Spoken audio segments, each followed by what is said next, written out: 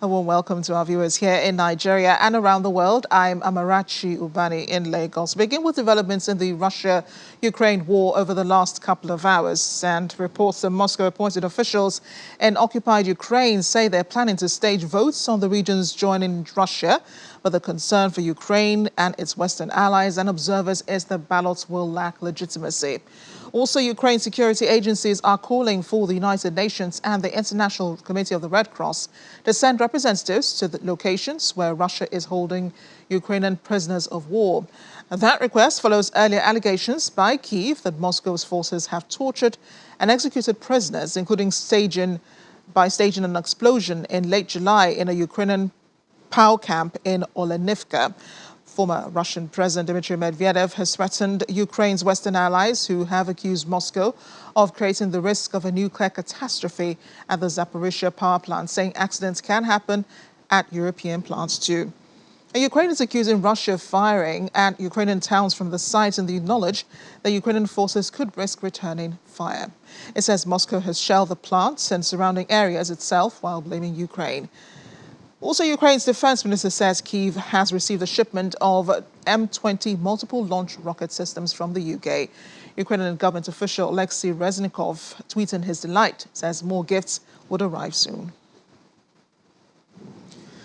Let's head on to Russia now, where military forces say that they conducted assaults on multiple Ukrainian military targets. The Russian Defense Ministry spokesperson, Igor Konashenkov, says Russian forces attacked Ukraine's multiple rocket launchers and howitzers and struck the 14th and 66th Mechanized Brigades of Ukrainian military forces in Bakhmut and Avdiivka.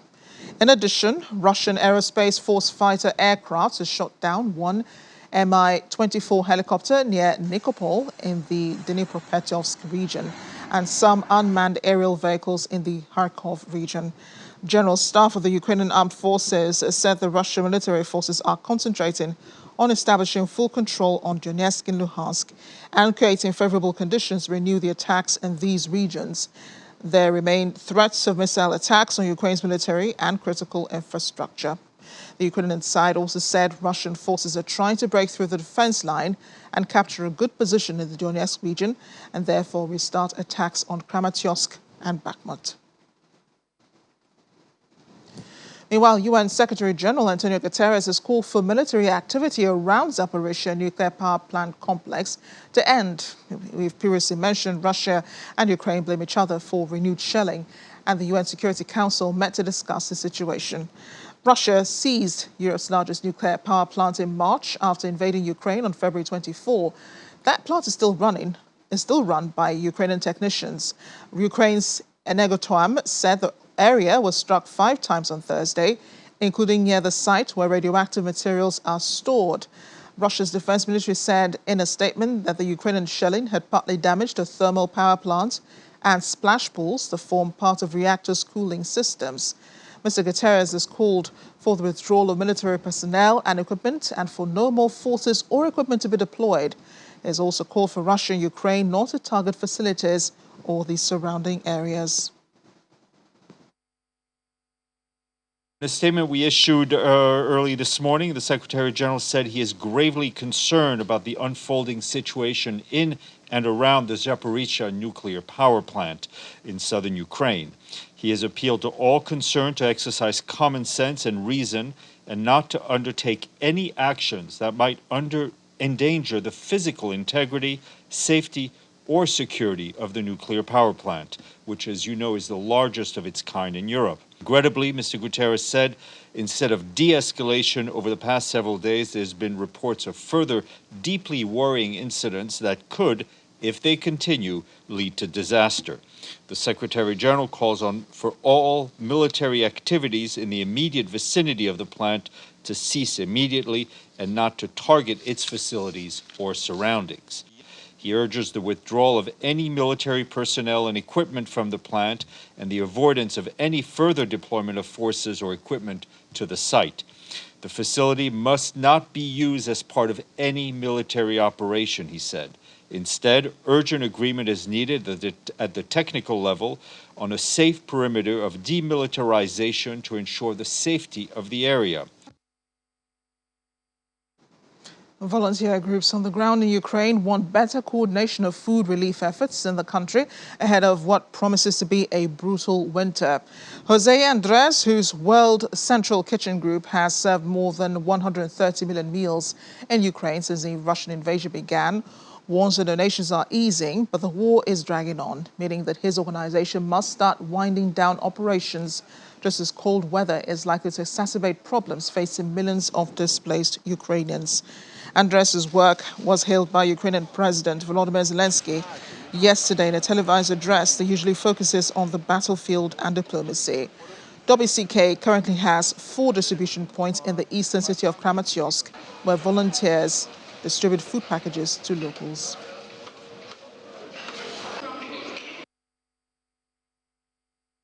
We get the cash we get, we use it in the best, smartest way. We've been doing that.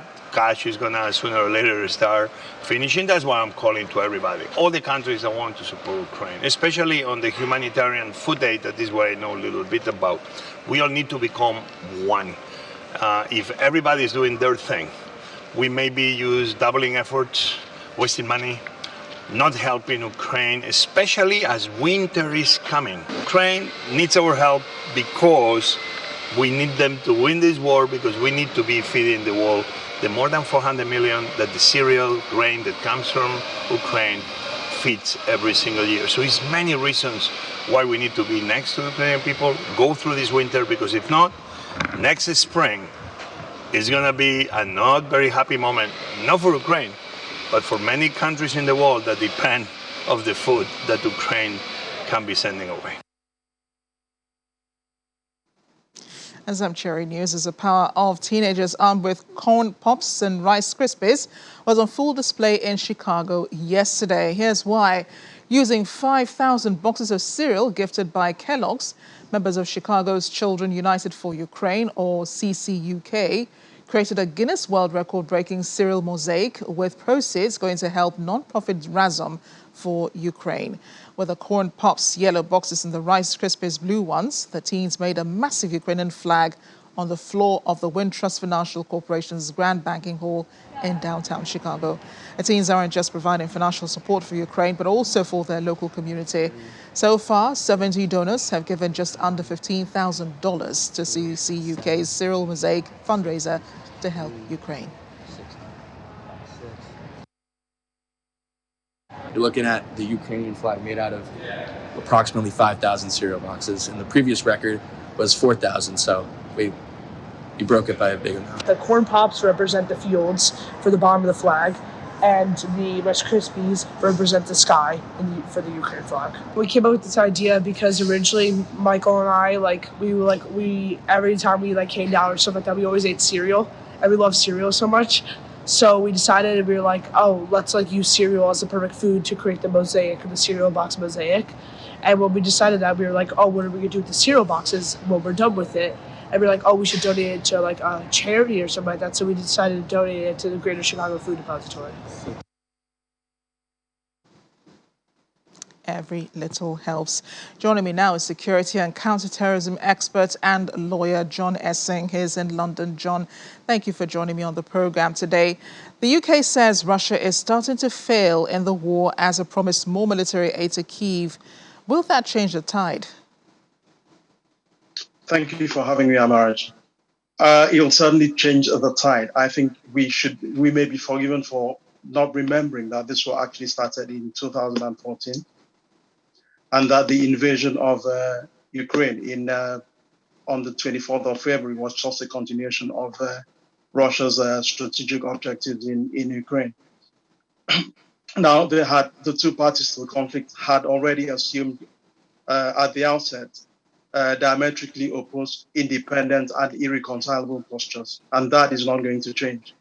Sometime in March, Zelensky had said that he was prepared to negotiate for pre-24 February territories of Ukraine that had been annexed to Russia.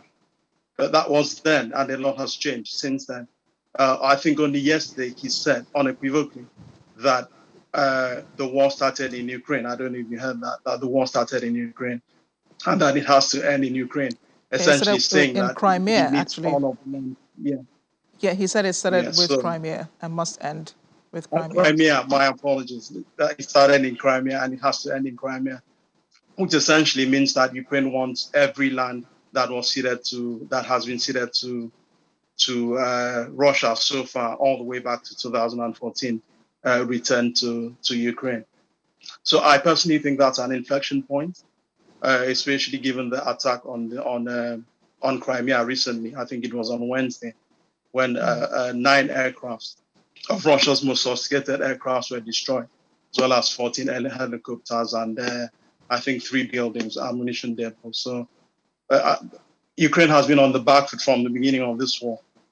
It's only launched counter offensives on 1 or 2 occasions, but this was one of the first big ones. It's been launching counter attacks all along. For the first time, it was on the front foot. So yeah, I think this changes the war. Do you think it also probably fulfills the agenda?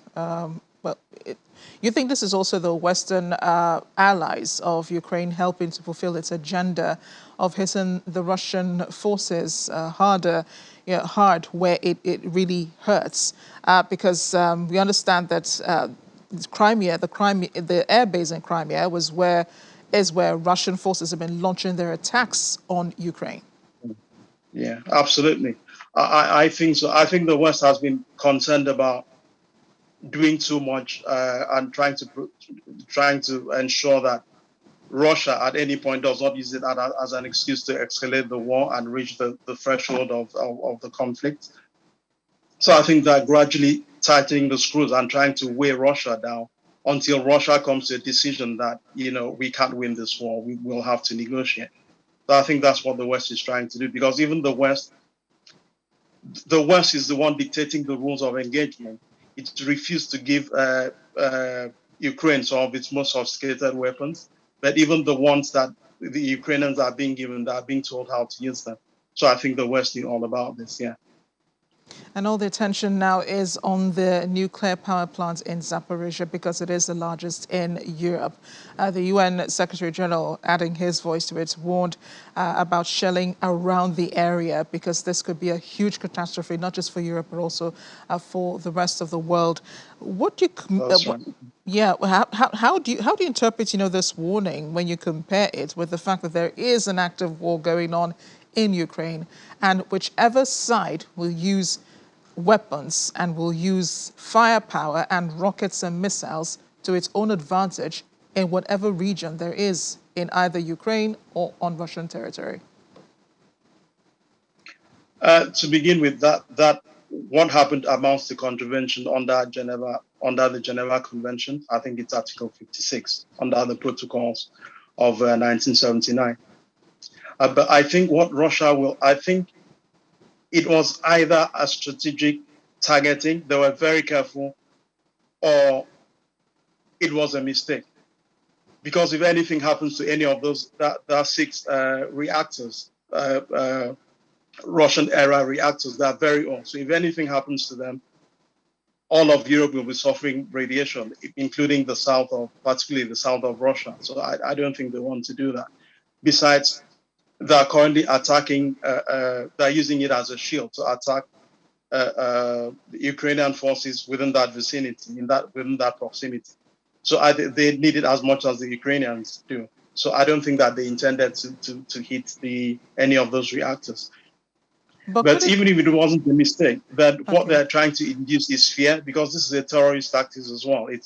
It's part of a multi-domain malign technique of statecraft that autocrats tend to use. It's to induce fear so that the Ukrainians can put pressure on their leaders, on the elites, on the leadership to negotiate. So Russia controls the facility, but Ukrainian technicians are still on the ground working on the facility in Zaporizhia. How then do you settle the fight of the facility? Do you think the Ukrainians can recover all of Zaporizhia? I don't think so, because it's of a strategic importance to Russia that it keeps it, because it's currently launching attacks from that facility against Ukrainians. And they know that if there's one area Ukrainians won't be able to respond, it's that facility because of the danger entailed in doing so. So it's in its advantage to keep it. But what I would suggest, well, what I've heard other people suggest, it's not me suggesting it, is that the UN should send an independent verifier, maybe a military expert, because the Russians are denying that they launched the attack, but it's them. That they should send in a military expert who can determine who launched the attacks, together with the IAEA personnel who can oversee what's happening there, so to prevent any such attacks or prevent an accident. Because even if it's not intended, an accident will be just as disastrous as an intentional attack. So I think they should get independent verifiers there to oversee what's happening there. But I doubt that Russia will cede the plant to Ukraine or to an independent body. They'll want to remain there, so we have to work with that, whatever we do. I think you probably have a point there. The independent investigators could determine where the missiles came from, whether from Russia or from Ukraine. Russia has also rejected Swiss planning to act as mediator in this war between Russia and Ukraine. Turkey is already playing that role, but they say that the Swiss have already taken sides. Switzerland is supposed to be a neutral nation. Do you think it can remain so? And can you blame them for, stepping into this crisis? I don't blame them at all. Just to go back to what you said about Turkey. Turkey has supplied Bayraktar drones that have done a lot of damage to Russian forces. But Turkey was still able to negotiate the grains getting out of the Black Sea, even though they are not in support of Russia. To all intents and purposes, they support Ukraine because they've helped do damage to Russia. So if Turkey has been able to play that role in those circumstances, I don't see why Switzerland shouldn't be able to negotiate, because I think they'll be just as good a fair and honest broker as Turkey has been regarding the shipping of the grains out of the Black Sea. Well, they have held out long enough, haven't they? Thank you again, John, for your thoughts and your analysis. Okay, thank you for having me, Amara. Take care. Bye-bye.